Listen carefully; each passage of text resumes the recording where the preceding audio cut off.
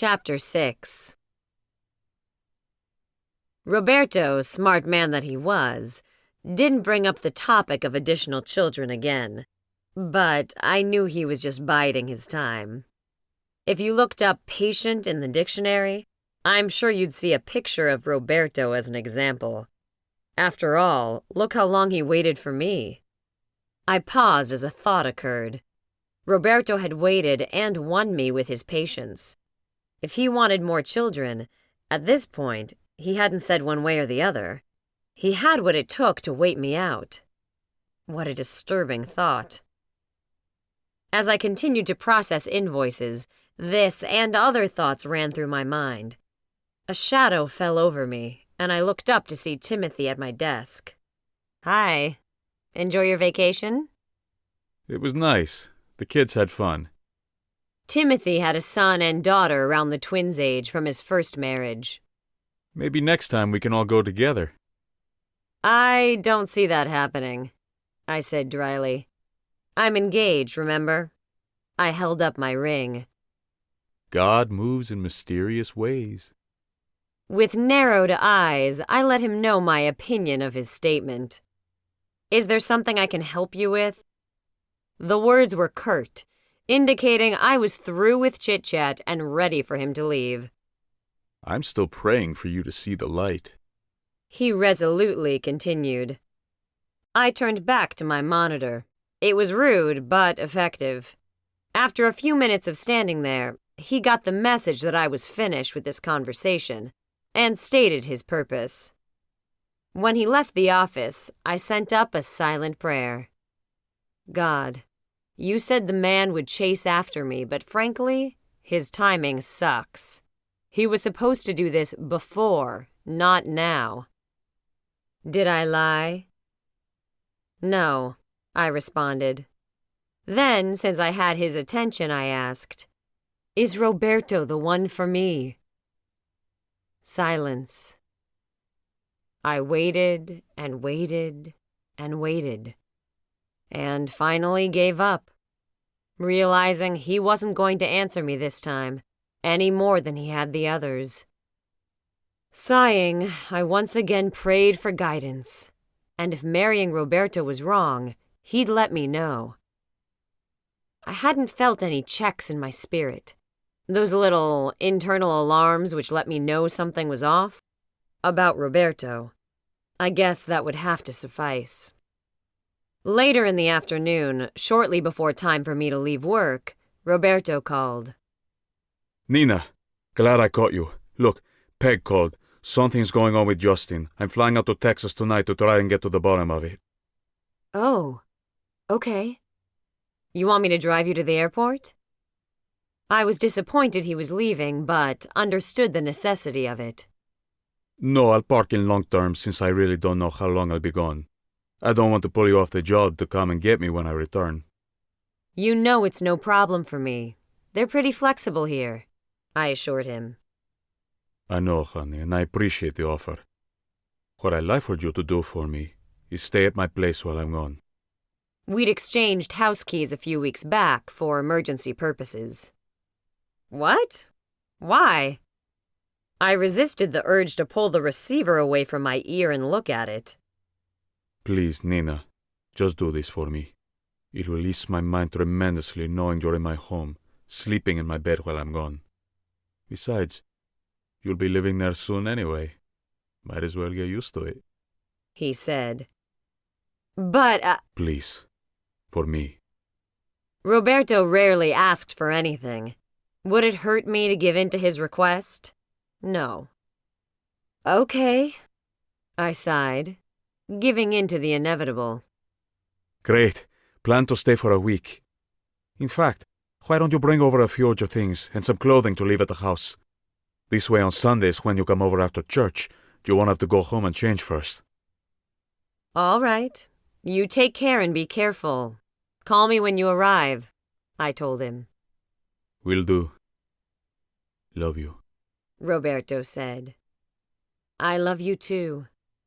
I'll be praying for you. Thanks. The words were heartfelt. Mentally, I began to prepare what I'd need to be gone from the house for a week. Work clothes, play clothes. I still thought of them as play clothes even though I was an adult. Something to sleep in, grooming supplies like toothpaste, toothbrush, deodorant, supplements and vitamins, books to read, movies to watch, etc. As the list grew longer, I inwardly scanned through my selection of luggage, discarding one after another until only the largest was left. Knowing Roberto expected me there tonight, I calculated how long it would take me to pack. The hardest thing would be deciding what to wear to work each day. I wasn't a planner. My daughter called me a wannabe emo dresser. Emos let their emotions guide what color they wore each day. I let my mood determine what style. Feeling a bit grumpy and out of sorts, I would go casual. On top of the world, dressier, more professional. It was going to be a pain trying to pack enough outfits to cover all my mood swings, and I didn't want to be constantly running back to the house. It was after 9 before I made it to Roberto's. I was startled by how lost and strange I felt being in his home without him here. Being a regular visitor and sleeping over were two completely different things. As comfortable and familiar as I thought I was in his space, now it all felt foreign to me. I went into the master bedroom and reluctantly looked around, feeling like I was prying. His bedroom was military neat and masculine in appearance, with its hunter green and burgundy color scheme. Most women would be redecorating in their heads, anticipating the time when the bedroom would be theirs. Not me. I felt the same way I did whenever I visited my older sister, whose home was much nicer and more expensive than mine. Awkward and out of place. God, please don't let me mess up or break anything. Placing my suitcase on the bed, I pulled out what I'd need for tonight, along with my personal stuff, and put them on the bathroom counter. I'd called Bree earlier while packing and told her where I'd be and why, so the kids knew how to contact me if they couldn't reach me on my cell. I laid my cell phone on the shelf in the bathroom and took a quick shower, one ear listening out for the phone. Roberto would be calling soon. After making sure everything was back neatly in the suitcase where it belonged, I set the luggage to the side, out of the walkway, and glanced around. With the exception of the 2 pillows I'd brought with me from home, there was no sign of my presence in this room. Good. I left and headed for the kitchen for something to drink. Entering the kitchen, I noticed an envelope with my name on the countertop. It contained money and a note. Nina, I didn't have a chance to stock up. This should cover the groceries and the extra gas you'll use staying at the house. He wanted me to buy food for his home?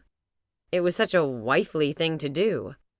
I dropped the envelope and the money fell out on top of the countertop. There were at least 5 20s, maybe more. Nervously pushing back my hair, my gaze bounced from surface to surface as my heart began to pound. Dimly, I was aware I was having an OMG moment. As a Christian, I didn't like to use the Lord's name casually, what the Bible called taking his name in vain. But oh my God!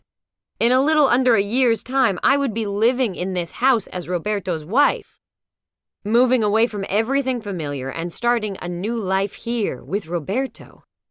I knew marriage meant change, but a year is a long time. I found it easy to think of our married life in the terms of someday, and despite all the conversations we had and the counseling sessions with Pastor, this moment was my first awareness that this was really happening. Someday had a time limit and was coming sooner than I'd allowed myself to believe. Roberto and I had already been engaged 2 months. Time was winding down rather rapidly. Could I do it? What if I was making a mistake? I didn't even have the comfort of knowing this was God's will for me. Not that I'd found his will to be all that comforting. After all, it was God who'd said Ronald was my husband, and he'd ripped my heart out. Then God said he had another servant, Timothy, who'd not only welcome me as a wife, but pursue and love me as I deserved to be loved. Timothy had looked me right in the face, said I wasn't good enough, and then walked away to pursue a woman more to his liking. So, yeah, I wasn't really feeling God right now on the issue of husbands.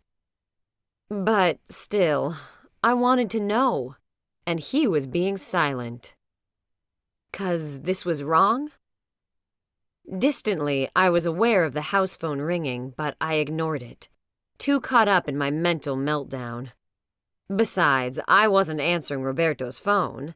It didn't feel right. How would I explain my presence? Did he even want me to? Oh God, that was Roberto's phone. I was in Roberto's house, not mine. Now that Roberto wasn't here to cloud my mind with the sexual desire he created in me just by breathing, I was able to take a good, solid look at what I'd agreed to.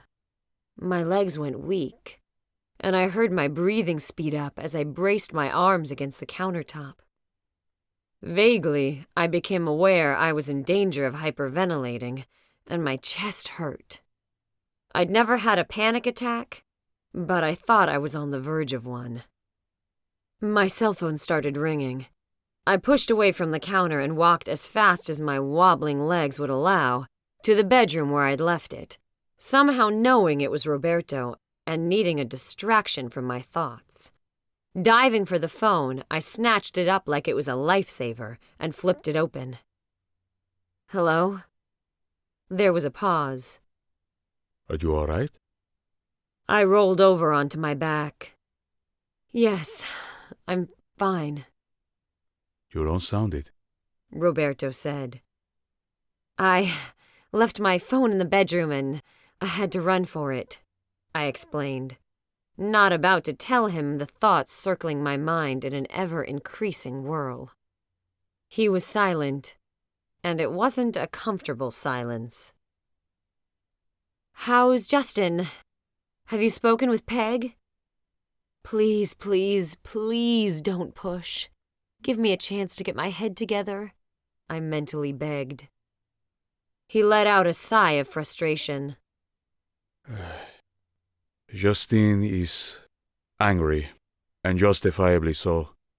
Peg decided to announce in the middle of an argument that I wasn't his biological father. Now he's mad with the both of us for not telling him sooner. I snapped to attention, thoughts no longer on myself. Oh, wow. Yeah, that sucks. What was she thinking? Apparently she got mad because Justin announced his intentions to move home with me and she blew up. This was the result. She claims he tried to hit her. He finished in a tired voice. Justin? I had difficulty believing it. Justin was a charmer, always grinning and ready with a joke. I couldn't picture him violent no matter what the provocation. What did he say? That the reverse is true. She tried to hit him and he knocked her hand down. That I could believe. Easygoing as Justin might be, he was nobody's pushover. What are you going to do? Bring him home with me. Right now, he's not speaking to either one of us. My heart went out to the both of them. It's tough finding out the man you thought was your father isn't. I am his father. Roberto contradicted. In every sense but one. I can't believe she did this. From his tone, I could tell he was very angry. Had you never planned on telling him? The question was voiced a bit hesitantly. I didn't want to pry, and it was a delicate issue. We discussed it when he was younger. When I first discovered he was too young. Later, I didn't want him thinking he was the cause of Peg and me divorcing. Besides, how do you tell a child that as much as you love him, he isn't yours? Yeah, I agreed, sympathizing with him. I sat quietly staring at the ceiling, thinking about what I'd do in his position. Finally, I realized I'd have done exactly what he had done. Continue to raise and love my child. So, He said in a completely different tone of voice. you going to tell me what was bothering you when I called? I swallowed hard, caught off guard. Just working through a few issues, You know you can talk to me about anything, don't you? he said softly. My eyes closed and I took a deep, stabilizing breath. I know, and I will, but not right now. I'll have to be satisfied with that.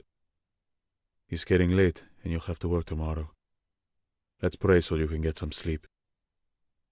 As was our nightly ritual, we took turns praying with and for each other, then said good night. After placing the phone on the bedside nightstand, I said an additional prayer. God, please help me not to give in to the fear that's pressuring me right now. Amen. After tossing and turning most of the night, I never did sleep well in strange surroundings. I came to a few realizations. It didn't matter if Roberto moved in with me or I moved in with him. Either one would require adjustments on both of our parts. Yes, this was strange and new, but I needed to push myself out of my comfort zone. Now was the time to do it, when I didn't have an audience. The second thing that came to mind was, while I didn't have a definite yes in my spirit concerning Roberto, neither did I have a no. Roberto believed, and so far Pastor hadn't posed any opposition, so I was going to let peace be my guide and go with the flow. God knew my heart, knew how much I wanted my life to be pleasing to him. I had to have faith he wouldn't allow me to be steered wrong. It was going to take longer to get to work, so I didn't have a lot of time. But after my morning devotions, I left my Bible on the nightstand. Placing my suitcase on the bed, I pulled out the lotions, deodorant, and other personal items like my accessories and placed them on the dresser, interspersed with Roberto's things. My toothbrush and toothpaste were already in the bathroom. Then I took the clothing needing to be placed on a hanger and made room for them in the closet. When I was done, my things hung neatly beside Roberto's, and my shoes sat next to his. It was a small change, but it was amazing how big a difference it made to my psyche. Next, I took the empty suitcase to the laundry room and stashed it in a corner.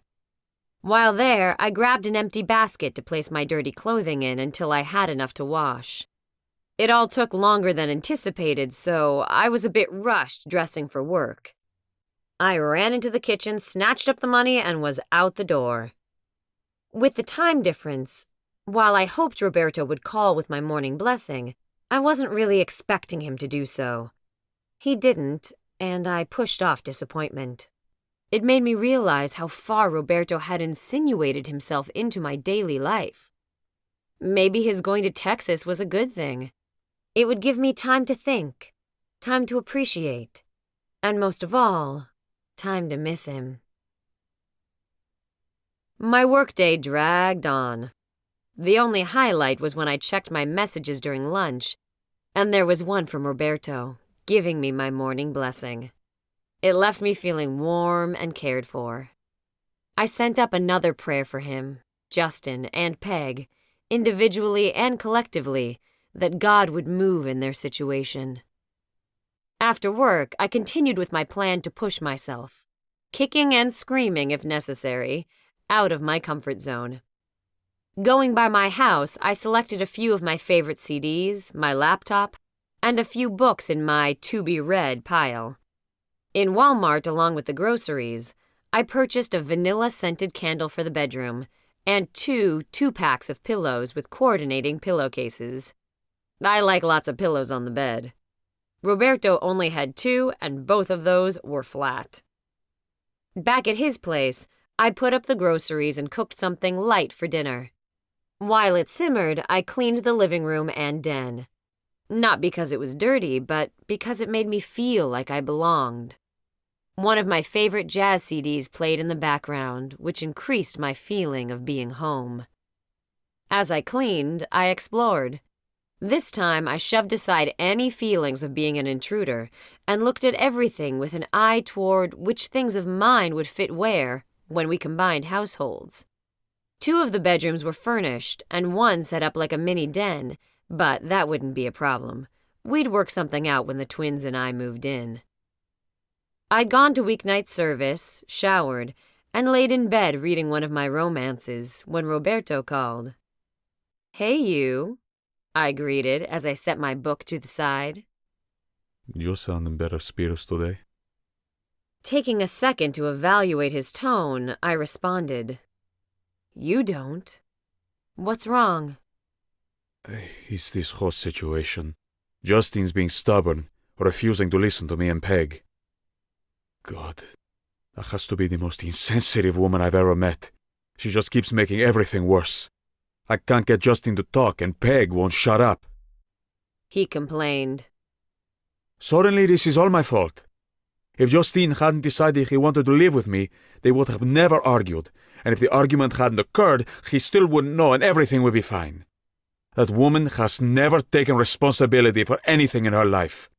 She even blamed me for her affairs. If I'd stayed home more, she wouldn't have gotten lonely and cheated. I don't know what possessed me to marry her. Stupidity, I guess. It was unlike Roberto to rant.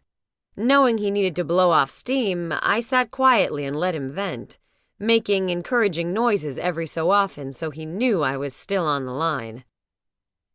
She kicked him out and called me to come and get him. But now that I'm here, she doesn't want him to go. She's making everything difficult. Sounds like it. What does Justin want? The sigh Roberto exhaled was full of anger and frustration. I don't know. Every time I try to talk to him, he clams up. Give it time. The whole thing has to be a shock to him. Start with one thing at a time. Does he still want to come back with you? Once you know the answer, you'll know how to proceed. For now, leave the rest alone, I advised. There was a squeaking sound like a mattress shifting. Are you lying down? I asked. Yeah, I've been running around all day. I'm exhausted. Roberto said tiredly. Poor baby. I guess you're too tired to talk about sex.